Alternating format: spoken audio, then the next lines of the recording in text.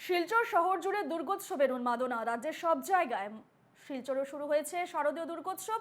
ইতিমধ্যে একে একে প্রায় 15টির মতো মণ্ডপের উদ্বোধন। এই মণ্ডপ উদ্বোধনকে কেন্দ্র করে শহর শিলচরে পুজোর ধুম। যেমন চলছে কেনাকাটা, তেমনি চলছে রাস্তায় ট্রাফিক জ্যাম। গোটা উত্তর পূর্বের দুর্গাপূজার অন্যতম আকর্ষণের কেন্দ্রবিন্দু শহর শিলচর। পুজোর উৎসবে একেবারে পুরোপুরি তৈরি শিলচর শহর।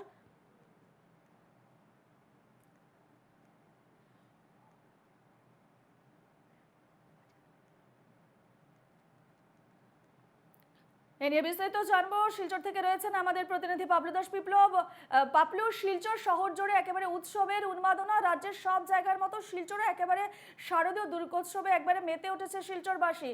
তুমি ঠিক এই মুহূর্তে কোথায় রয়েছে এবং কি ছবি?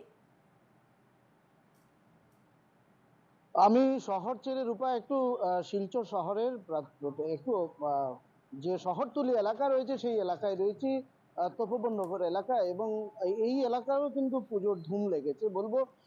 গত দ্বিতীয়ার দিন থেকে গোটা শিলচর শহরে, যেহেতু উদারবন্দের কালীবাড়ি রোড দুর্গাপূজা কমিটির তাদের মণ্ডপ উদ্বোধন হয়, তার পরবর্তীতে তৃতীয়ার দিন আমরা দেখলাম শিলচর শহরের বেশ কয়েকটি মণ্ডপ উদ্বোধন হয়েছে, চতুর্থীতেও তাই। এবং গোটা শিলচর শহরের বিশেষ করে সন্ধ্যার দিকে গোটা শহর যেন রাজপথে নেমে আসে।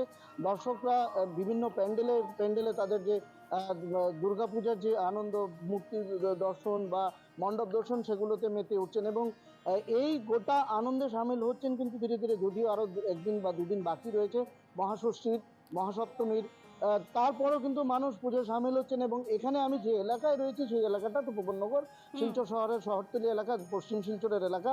এবং এখানেও কিন্তু গ্রামীণ এই এলাকায় তুমি দেখতে পাচ্ছ একটা অন্য ধরনের মণ্ডপ, কম বাজেটের মধ্যে একটা অন্য ধরনের মণ্ডপ তৈরি করা হয়েছে সৃষ্টি সংঘ। গত 12 বছর থেকে এই আয়োজন করে চলেছে এবং ভেতরে ইতিমধ্যে তাদের প্রতিমাকে আনয়ন করা হয়েছে। এবং গোটা এলাকায়, অর্থাৎ এই যে মণ্ডপটা তুমি দেখছো, এই আয়োজনকে কেন্দ্র করে কিন্তু পুজোর দিনগুলোতে, পুজোর যে 4 দিন বা 5 দিন যে দিনগুলো রয়েছে, সেই দিনগুলোতে কিন্তু এই মণ্ডপকে কেন্দ্র করে এই এলাকায় রীতিমতো একটা উন্মাদনার সৃষ্টি হয় বলবো তোমাকে। এই যে এলাকা রয়েছে সেই এলাকার প্রায় 500 মিটারের মধ্যে আরো 4 থেকে 5টা পুজো মণ্ডপ রয়েছে। সেগুলোর আকর্ষণীয় যদিও, কিন্তু যেহেতু এই এলাকার এই মণ্ডপটা একটু ভিন্ন ধরনের, ভিন্ন চিন্তা নিয়ে তারা প্রতি বছর তাদের আয়োজন করেন। তো এখানে যারা রয়েছেন কচিকাচারা ইতিমধ্যে এসে উপস্থিত হয়েছেন, তুমি দেখতেই পাচ্ছ। তারা কিন্তু আমাদের ক্যামেরার এই লাইভটা সম্প্রচারণে দেখার জন্য তারা কিন্তু ইতিমধ্যে এসে উপস্থিত হয়েছেন এবং পুজোর যে আনন্দ, সেই আনন্দ নিতেও কিন্তু তারা ইতিমধ্যে তৈরি। তো রয়েছেন রাজেশ দাস, এই কমিটির অন্যতম সদস্য। রাজেশ বাবু, এবছরের আপনাদের আয়োজন কি?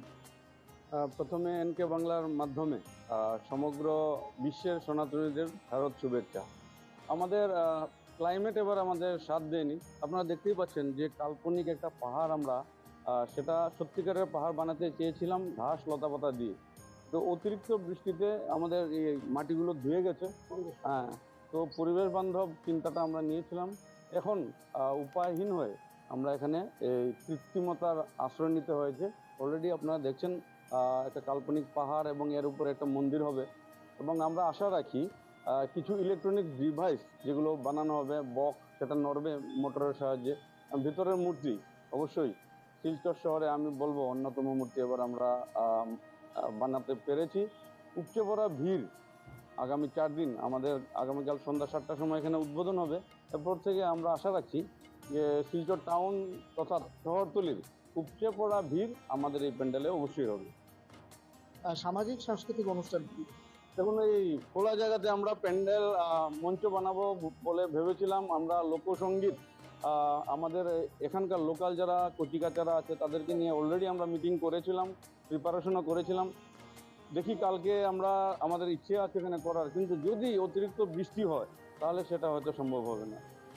রূপা, যে বৃষ্টির কথা উঠে আসছে এখন, ওয়েদার রিপোর্ট অনুযায়ী আগামী 2-3 দিন বৃষ্টি থাকার সম্ভাবনা রয়েছে। এবং একেবারে সেই ছবি আমরা দেখলাম, সৃষ্টির সংঘের পুজোর ছবি আমরা দেখতে পেলাম। পাহাড়ের আদলে তৈরি করা হয়েছে এই পুজো মণ্ডপ এবং যেমনটা আমরা দেখতে পাচ্ছি পুজো কমিটির উদ্যোক্তারা যথেষ্ট আশাবাদী যে দর্শনার্থীদের টানবে এবারের এই পুজো।